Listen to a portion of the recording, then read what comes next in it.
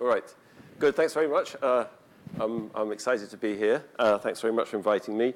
I'm just going to talk a little bit about my book. I'm not an expert on Greece by any stretch of the imagination, but I did read Yanis's book, so perhaps we can use that as a springboard. Talk about my book, sure.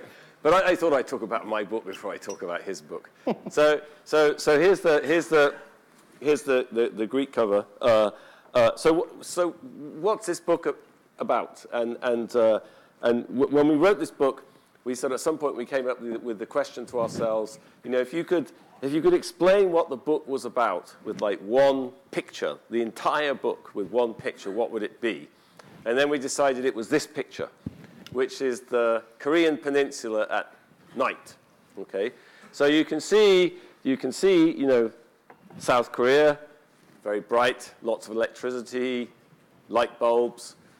Seoul, very bright. You can see why the South Koreans are so worried about the North Koreans, is because Seoul's very close to the demilitarized zone. And then you have North Korea, very dark. There's a little bright spot there, you know, probably the presidential compound in Pyongyang.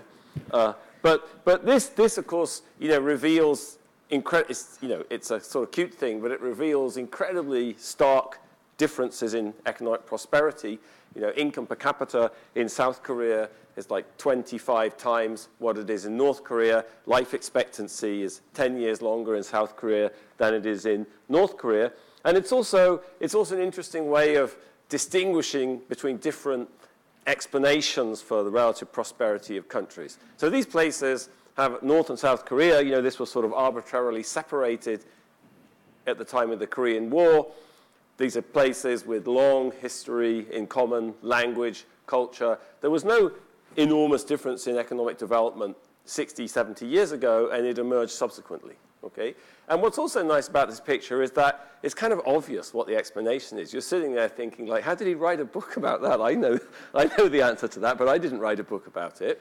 It's because the economies of South Korea, what we call the institutions, the economic institutions, the kind of rules that create incentives and opportunities for people, got organized in a completely different way in South Korea than they did in North Korea. So the South Koreans did all the things that economists have known for decades, make a society prosperous, innovate, save, invest in human capital, create businesses, new technology. We know that's what creates prosperity, and the North Koreans didn't do that. Okay, so very, and I'm going to use some terminology soon, but very stark differences in economic institutions with enormous consequences for people's incentives and opportunities. What's also nice about the picture is it's kind of obvious where that's coming from. It's not that South Korea had better economists than North Korea. I mean, it's probably true, but that's not the big story. The big story is the reason that these two societies got organized in such different ways is politics, okay? It's about politics of institutional choice, the politics of choice of economic institutions. So it's got something to do with the politics of institutions, and that's what the book is about. Now, you know, when you look at that picture, you might say, oh, no, it's about capitalism and socialism, isn't it? You know, well, it's not about capitalism and socialism. In fact, hopefully, by the end of my talk, it's only 18 minutes, but I'm still going to try to persuade you that actually North Korea has the same problems that every poor country does in the world. It looks a bit extreme, but, you know, the details of any country are always different when you look at them in depth, okay? So it has the same syndrome, and South Korea, you know, has all the things that make prosperous countries prosperous, okay? So let me talk about not a difference between two countries, but a difference between two people, okay? Here's Bill Gates. He was the richest man in the world when we were writing this book. Now he's like, you know, yesterday's news. It's, you know, Amazon and Facebook or whatever it is. He's still second. So, He's still second. Is he? Okay. Well, second. Who cares about being second? Okay. You know, no one remembers second. So here's Bill Gates, okay? So I mentioned economists know what creates prosperity. How did Bill Gates make all this money? Innovation. He innovated in the software industry, okay? In fact, he didn't just make an enormous amount of money for himself. He sucked enormous amounts of talent and creativity and entrepreneurship into the software industry, okay? So he actually generated a lot more wealth than he himself was able to benefit from. Okay? And when we wrote this book, the second richest man was Carlos Slim in Mexico. Now, Carlos Slim was almost as rich as Bill Gates, but the difference between Bill Gates and Carlos Slim that's important is how they made their money. Carlos Slim made his money by getting his friends in the one-party Mexican state to privatize the telecom monopoly to him. In fact, the OECD made a very conservative calculation that between 2005 and 2009, the economic losses to the Mexican economy from Slim's monopolies was twice his fortune. Okay? So this isn't just taking money from the average Mexican and giving it to Carlos Slim. This is making all the Mexicans worse off. Okay? So I think two men, very ambitious, very clever, energetic business people, but they made their money in completely different ways. And that's what the institutions are about. It's the institutions that pushed Gates into innovating. You know, if you want to be successful in the US, if you want to make money, you want to be rich, you start a business, you become an entrepreneur. That's still the way to do it. That's not the way to do it in Mexico or Colombia. Or the way to do it is to make friends with powerful people, get regulations, barriers to entry, get a monopoly privatized to you. That's the institutions push those people in very different ways. Okay? And it's not that Bill Gates was a good guy and Carlos Slim was a bad guy. What's Bill Gates doing here? You know, he's swearing to tell the truth, the whole truth, and nothing but the truth. He's appearing in front of US antitrust authorities, and Microsoft were found guilty of violating the Sherman Act, okay, which was a 19th century antitrust regulation. And in fact, you know, there's a long history of this sort of thing in the United States. This is an octopus, but if you look at the head, you can see it says Standard Oil. It's kind of an oil drum, so it's like the Standard Oil octopus. So this is the big kind of trust, they called it in the 19th century, of Rockefeller. Okay? And you can see what it's doing with its tentacles. It started off in oil in Pennsylvania. He's got his tentacles around this is the White House. He's got his tentacles around, the Capitol, around, he was buying politicians, and, So what happened to the Standard Oil Company? Okay? It was broken up by US antitrust authorities in 1910. Okay, so this battle goes a long way back into the 19th century when the Sherman Act was passed. Okay, this scene is this octopus is absolutely unimaginable in Mexico. Okay, and this scene in particular. And just to kind of give you a flavor of how this goes on, some of you, this is the sort of computer-generated design for the new airport in Mexico City. I don't know if there's any contractors in the room or architects, who kind of tried to get the contract for this.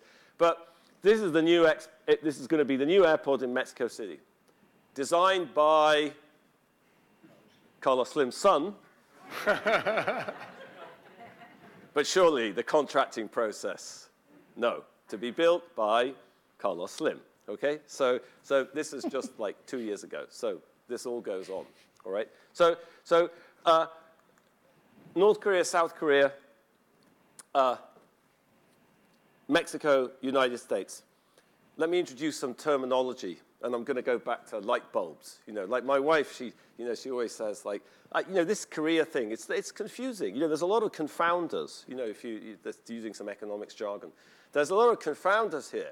It could be that the North Koreans have lots of electricity, but they just don't have any light bulbs. Or it could be that the North Koreans are trying to reduce their carbon footprint. But here's the light bulb, and it's the patent. It's Thomas Edison's patent for the light bulb in 1880. Okay, so light bulbs is pretty old technology. It's quite curious that 140 years later the North Koreans don't have them. But anyway, and I want to emphasize the patent for a particular reason, okay? So I've been talking very briefly about these institutions and about the rules that create different patterns of incentives and opportunities, okay? The rules that pushed Bill Gates towards innovation and pushed Carlos Slim towards establishing all these monopolies, okay? So we have a terminology for that in the book. We say that what happened in the United States with all its imperfections. You know, so these dichotomies, they're useful for developing the argument, but of course the world is full of gray areas. So just that little caveat. These institutions that pushed Gates in this particular direction, what do we call those? We call those inclusive institutions. And I think the patents are a very interesting example of that. First of all, patents they protect your intellectual property rights. That's meant to create incentives for innovation. Okay? Edison had over 1,000 patents. You look at all these people, Jobs and Bill, all of now, they have hundreds and hundreds of patents in their names. Okay? He has Jobs, all of these people, they love patents. Okay? So patents are meant to create intellectual property rights. They create incentives. But what's interesting about the patent system in the United States is actually it was mandated in the US Constitution, and the first patent board sat in 1790. And it was so important that Thomas Jefferson, who was one of them, wrote the Declaration of Independence, he actually sat on the first patent board. Can you imagine someone so important deciding if somebody's ideas were kind of patentable? I mean, I think that shows how important they thought this was. Okay? And you could come and you could all pay the same, everyone paid the same fee to take out a patent on your innovation. The patent board would decide if it was patentable, and then the state enforced it. Okay? I once spent a week in Birmingham. I'm not sure I'd recommend that to anyone in the audience. But what's interesting about Birmingham from an economic history point of view is that the archive of James Watt and Matthew Boulton are the great innovators of the steam engine in the British Industrial Revolution. That's all in Birmingham, in the Public Records Office in the middle of Birmingham. And what's fascinating, I spent a week reading their correspondence. And what's fascinating about that is how obsessed they were with patents. Watt was in Birmingham making sure the steam engines got produced. Boulton was in London making sure their patents got enforced by the British government. Okay? So it's a big deal. All right? And I want to say this patent, creating incentives, very broad-based incentives in society, open to everybody, you pay the same fee, the state enforces your intellectual property rights. That's a great example, I think, of an inclusive institution, and it's directly connected to innovation. Okay? What's an example? What's the opposite of inclusive institutions? We call that extractive institutions. Okay? Shut me up. How long do I have? 3-4 minutes. Okay. All right. Inclusive institutions in the economic sphere, extractive institutions. Think about Carlos Slim's monopoly. But lying behind inclusive and extractive economic institutions is politics. It's not a coincidence that Carlos Slim got that monopoly. It was a one-party state. There was no democracy. He got it privatized to him by his friends. Okay? What about this thing? Where did this thing come from? Like, how come the US government passed this inclusive patent law in 1789? Because the US was already a society where political power was sufficiently broadly distributed in society, and the state worked in a kind of effective way that it was very difficult to have a clientelistic type of patent system. Okay? So lying behind this inclusive and extractive economic institutions are what we call inclusive and extractive political institutions. And there's two dimensions to that, which it makes it a little bit complicated. The first one is obvious. It's about, if you want to have inclusive economic institutions, you don't get at that at the whim of some autocracy. You have to have a society where political power is broadly enough distributed in society. So here's just a cute example of that from the BBC. Here's President Mugabe. Until last November, he was the president of Zimbabwe. You probably knew him as a very successful politician, but you probably didn't know he was also a very lucky man. Okay? So here's a story about President Mugabe has won the top prize in a lottery organized by a partly state-owned bank. I'm not sure if that's relevant or not. Who could have guessed? Okay, so there's a very, I don't know if Greece has politicians like this, but I don't think England, we don't have politicians like this in England, So this is what's going on here. It's obvious what's going on. Zimbabwe is a place where political power is very narrowly concentrated in the hands of senior people in the military and the ZANU-PF political party. I did some field work in Zimbabwe last year, and I had breakfast with a very interesting Egyptian lady who's a CEO of a big multinational in Zimbabwe. And I was asking her about the politics and, why was it so difficult to get things moving in Zimbabwe? National income in GDP per capita in Zimbabwe is 50% of what it was in 1980 when this guy came to power. So if you think things are bad in Greece, you're only halfway there. So, and this lady, I won't say what company she worked for. At some point, she looked at me, really impatiently and said, I don't know what your problem is. What is it you don't understand? I mean, there's plenty of money in this country for 300 people. That's the Zimbabwe model, okay? But here's the second part. So if you want to have inclusive, and I'll shut up. And then I'll shut up, yes. Here's the second thing, okay? If you want to have inclusive economic institutions, you need to have power distributed in society. You can't have a narrowly concentrated elite like in North Korea. But here's the second thing you need. You need a state with capacity, okay? And what is this? This is the excise round of Supervisor Cowperthwaite in 1710 in Richmond, Yorkshire. So I've read his book, you see, so I emphasize taxation for a reason. And what is this? What is this? There's Supervisor Cowperthwaite. Who was he?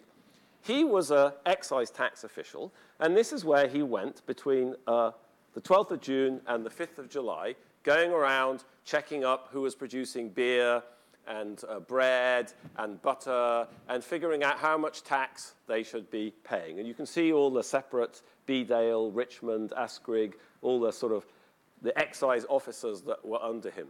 Okay? So this is 1710. This is the kind of 20 years into the creation of a modern bureaucratic tax system in Britain.